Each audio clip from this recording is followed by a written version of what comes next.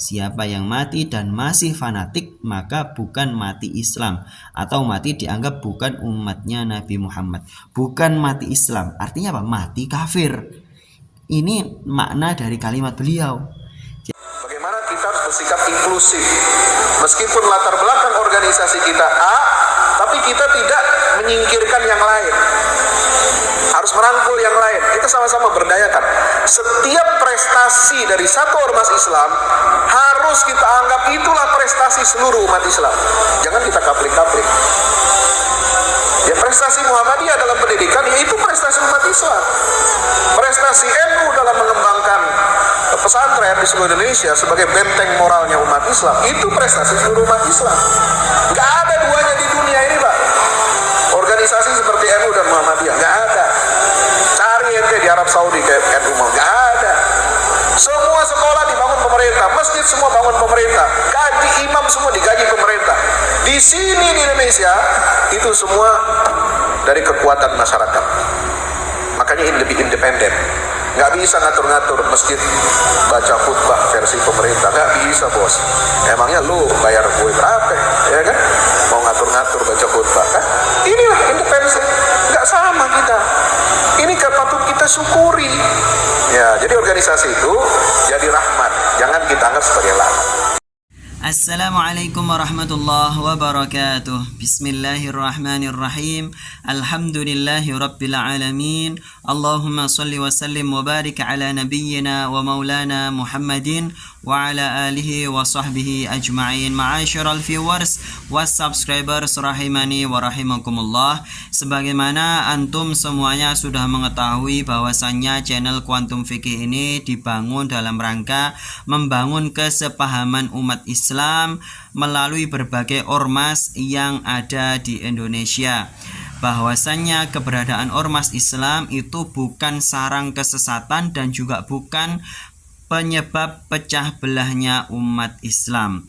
Melalui channel ini kami ingin menunjukkan bahwa keberadaan ormas Islam justru merupakan wadah bagi umat Islam untuk bisa bergerak di hadapan percaturan global internasional. Betapa kita semuanya sama-sama memahami akan kemubahan bahkan dianjurkannya berkelompok-kelompok di dalam tubuh umat Islam, sekalipun ada sebagian umat Islam yang mengharamkan mutlak berkelompok-kelompok, ya.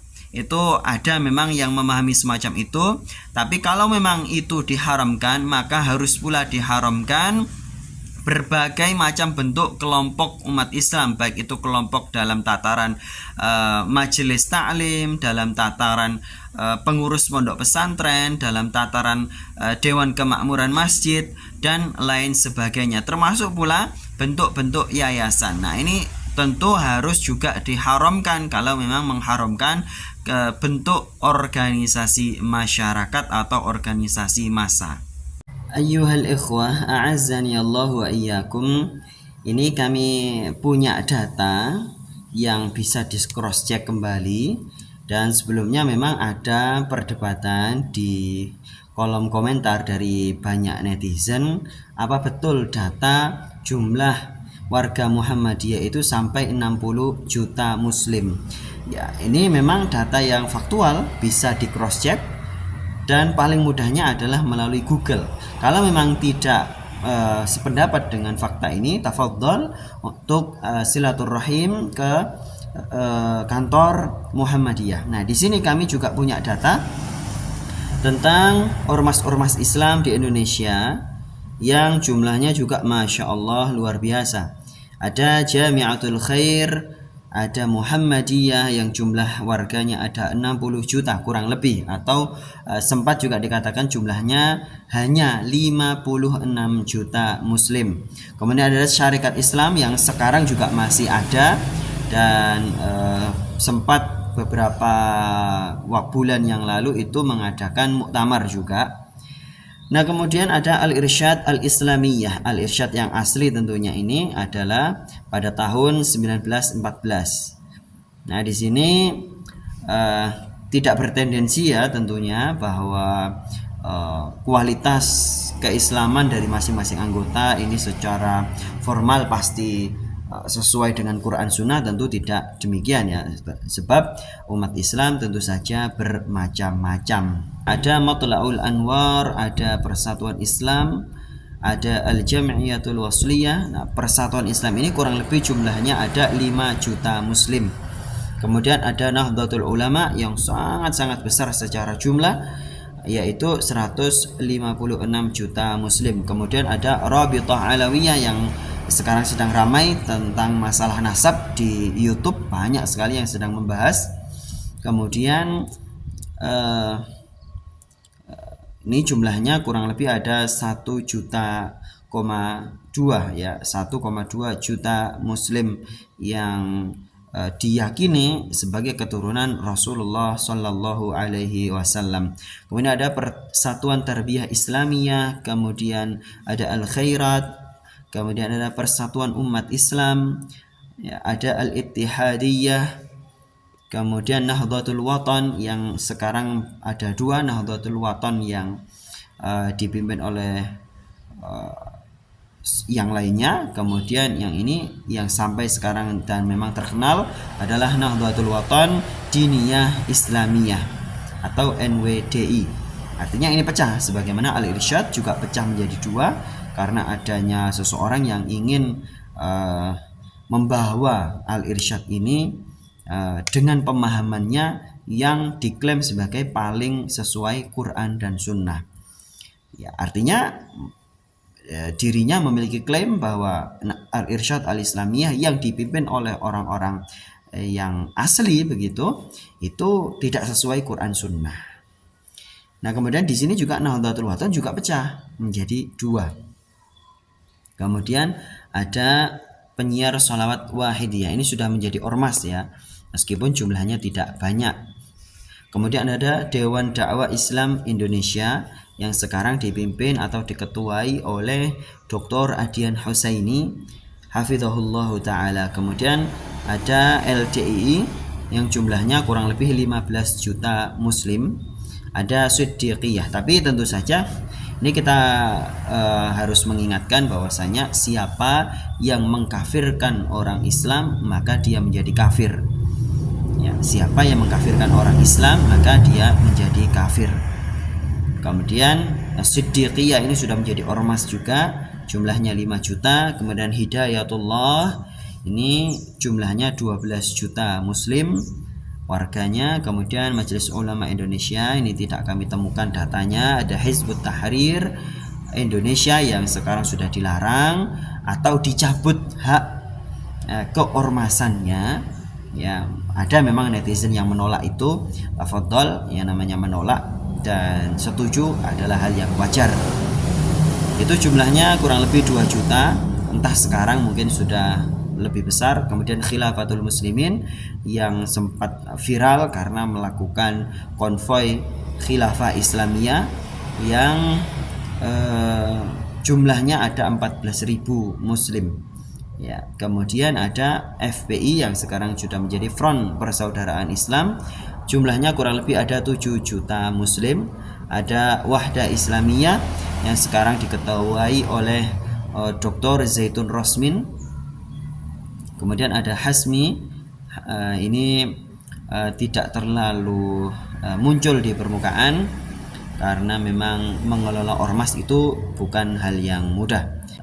Tayyib ayyuhal ikhwah, ini kami memaparkan data yang semacam itu adalah sebagai gambaran. Kalau kita total semuanya lalu kemudian kita mengikuti mainstream epistemologi asatidah salafiyah bahwa dilarang ya membuat ormas, maka sebagian ormas itu menurut sebagian asatidah salafiyah itu adalah haram membuat ormas, maka seluruh umat Islam yang membentuk ormas ini adalah orang-orang yang athim, orang-orang yang berbuat dosa ya, sepanjang hidupnya bahkan sampai meninggal.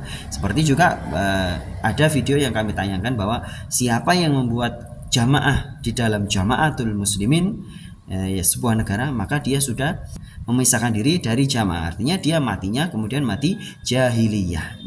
Ayyuhal ikhwah a'azzani Allah wa iyyakum, ini kami sudah mentranskrip salah satu ceramah dari Asatidzah Salafiyah, yaitu Ustadz Isa Abdullah LC hafizahullahu taala, yang makna dari atau substansi dari apa yang beliau narasikan adalah bahwasannya siapapun yang membuat ormas dan mati di dalam ormas itu, dan kematiannya itu dalam posisi membanggakan ormasnya, maka dia matinya bukan Islam. Kami transkrip di sini, tafadhol dibaca pelan-pelan, tafadhol di skip, di stop.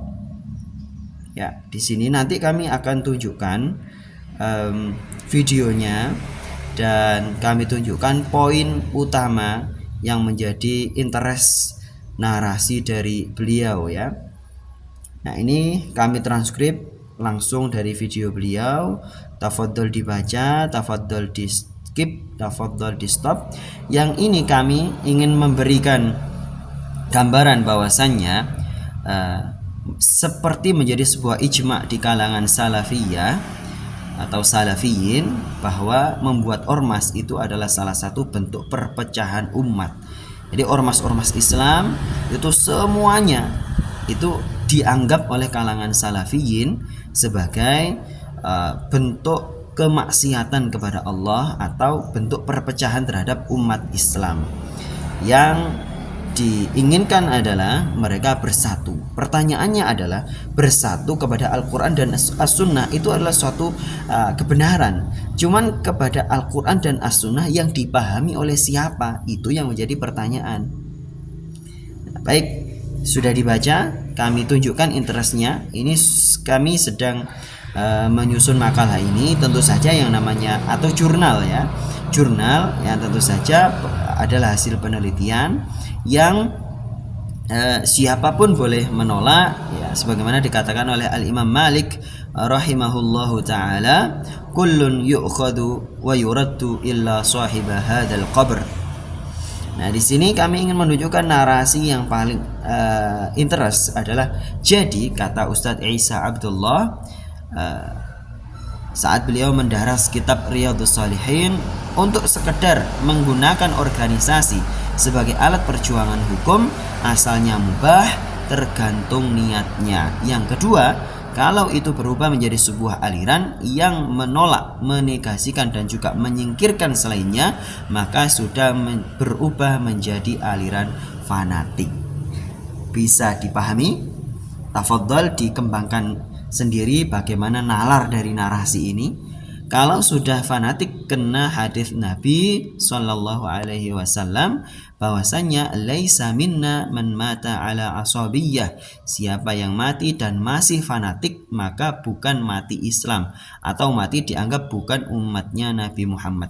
Bukan mati Islam, artinya apa? Mati kafir. Ini makna dari kalimat beliau. Jadi siapapun yang fanatik kepada ormas apapun atau bahkan fanatik kepada komunitas apapun ya, maka dia mati kafir ya. Karena apa? Alasan beliau, Nabi tidak mengajarkan asabiyah, fanatisme ya. Ini adalah narasi dari beliau ya, bukan dari kami. Dan ini menjadi gambaran. Jangan sampai nanti kemudian ada netizen yang mengatakan, oh itu bukan Ustadz Salafi. Jangan saya berkata semacam itu ya. Itu bukan cerminan fatwa Salafi. Loh, lalu bagaimana fatwa Salafi yang resmi? Kan tidak ada. Salafi bukan organisasi. Jadi tidak bisa mengatakan ini fatwa resmi dari Salafi. Tidak bisa. Karena tidak ada bentuk resmi dari Salafi. Salafi adalah crowd movement. Ya, dalam bahasa kami itu disebut crowd movement. Ya. Tidak ada yang namanya resmi. Adalah fatwa masing-masing ustadz, fatwa masing-masing jam'iyah gitu ya, yang ada di Salafi ya. Kalau dikatakan ini fatwa resmi dari Perhimpunan Al-Irsyad misalnya, tafadhol, itu memang resmi.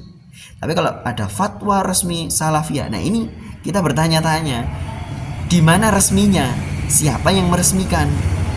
Ya, karena ini maka disitulah kenapa ya kita memang harus berhati-hati ya dalam memfatwakan sesuatu dan di dalam mengomentari amaliyah umat Islam. Ini harus hati-hati betul ya, kita supaya jangan sampai semacam kita berfatwa tapi kenyataannya tidak demikian. Nah, ini yang harus kita jauhi betul. Ayyuhal ikhwah a'azzani Allah wa iyyakum. Tafadhol dibaca sendiri, itu ada kami cantumkan peranalannya, dicerna sendiri apa makna dari kalimat beliau itu. Dan kalau tidak sependapat, sekali lagi tidak masalah di channel ini. Yang penting adalah kita beramal di hadapan Allah dan kita bisa mempertanggungjawabkan amal kita masing-masing di hadapan Allah Subhanahu wa ta'ala. Semoga ini menjadi renungan bersama. Dan kami tambahkan, ini ada satu representasi dari ikhwan salafi yang mohon maaf ini juga kami pernah mempertanyakan kepada akun Fitnah Dajjal ini, di mana beliau memberikan tabayun bahwa menamakan akunnya dengan Fitnah Dajjal itu adalah sebuah sarkasme, mengkritisi orang-orang yang berperilaku tidak benar di dalam berislam begitu. Nah, cuman pertanyaan kami adalah, adakah ulama salaf yang melakukan amaliyah menyebut dirinya dengan konsep sarkasme semacam beliau ini, menyebut dirinya fitnah dajjal, fitnah syaitan dan lain sebagainya? Yang adalah fatwa dari Ustadz Muhammad Abduh Tuwasikal MSc hafizahullahu ta'ala, bahwa haram memberi nama dagangan dengan mie setan, mie iblis dan semacamnya. Sementara akun ini merasa dirinya sudah salafi, tapi menamakan akunnya dengan nama yang tidak sesuai manhaj salaf ya. Nah, di sini ada fakta yang menarik. Nah, di sini kami ingin memberikan ya, sebagaimana kami katakan bahwa channel ini adalah channel yang mengikuti pola media ya, kode etik media, di mana semuanya bisa berpendapat dan berhak memberikan jawaban dan tanggapan. Nah, di sini kami sampaikan kapan hari di channel ini ada komentar dari netizen salafi yang mengatakan bahwa salafi tidak pernah memvonis neraka kepada ahli bid'ah, tapi hanya mengancam. Maka sama jawab kami, NU bilang tidak NU neraka, juga bukan vonis tapi hanya ancaman. Kalau memang kita gunakan konsep berpikir oleh netizen yang kami kutip itu. Sebab semua ormas Islam paham bahwa Nabi melarang memvonis neraka kepada siapapun, tapi kalau sekadar mengancam masih wajar, yaitu dalam rangka tarhib. Nah, di sini akhina fitnah dajjal, kami mau bilang hafizahullah juga susah, masa dajjal kita bilang hafizahullah ya. Akhina fitnah dajjal, bid'ah itu perkataan dari Nabi yang berkata finnar juga Nabi. Betul sekali. Karena ustadz atau ulama itu warasatul anbiya, intinya mengingatkan kalau begini dan begitu ancamannya begini. Nah, betul sekali, memang sesama muslim adalah berhak untuk mengancam orang yang berbuat maksiat, kamu nanti masuk neraka kalau kamu begini, tapi tidak boleh memvonis. Dan manusia pun, kata akhina fitnah dajjal, dilihat dari akhir hidupnya seperti apa amaliyahnya, wallahu a'lam. Intinya amaliyah itu jangan ditambah dan dikurangi, karena yang disampaikan Nabi sudah terang benderang. Betul sekali, ini kalimat yang betul. Nah, kemudian kami berikan tanggapan, bid'ah memang sabda Nabi, tapi sesuatu yang dihukumi sebagai bid'ah itu berbeda-beda di setiap generasi. Contoh, Syekh Muhaddits Imam Al-Albani menghukumi bid'ah membawa jenazah dengan kendaraan menuju makam. Tapi kalau tidak salah, yayasan-yayasan sunnah di Indonesia menggalang dana pengadaan ambulans untuk membawa jenazah. Nanti kami tunjukkan beberapa flyernya. Kami temukan ada 4 yayasan yang membuat layanan antar jemput jenazah sampai ke makam. Padahal syekh mereka melarang, bahkan membid'ahkan ya. Nah, maka dijawab oleh akhina fitnah dajjal ini semacam itu ya. Jadi justru yang disalahkan itu kami dikatakan memfitnah atas nama Syekh Albani.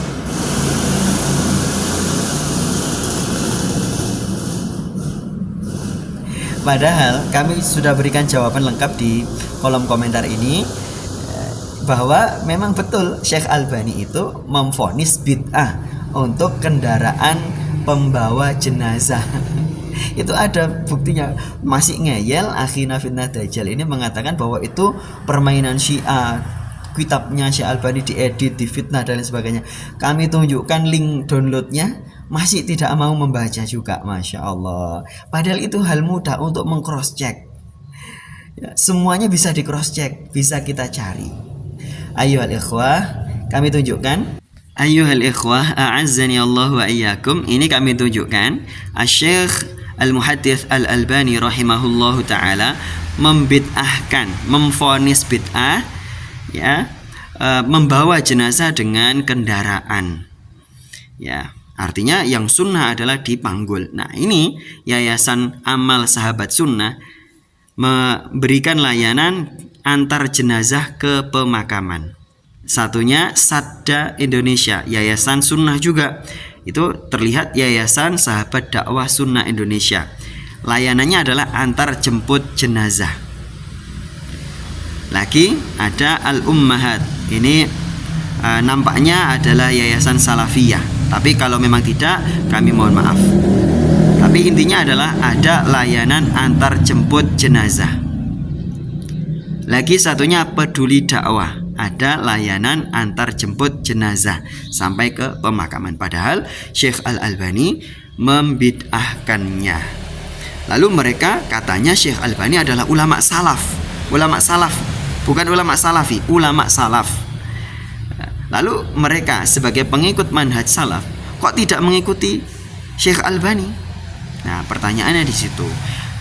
Mungkin akan dijawab, soal ijtihad itu boleh-boleh saja, akhi. Loh, makanya itu kami di kolom komentar tadi mengatakan bahwa penilaian sesuatu yang bid'ah itu bisa berbeda antar ulama, sehingga disinilah berlaku satu kaidah yang pernah dikutip oleh Ustadzuna Abu Ubaidah As-Sidawi hafizahullahu taala, bahwasannya walaysa kullu khilafin jaa mu'tabaran illa khilafun lahu hadzun minan nazari.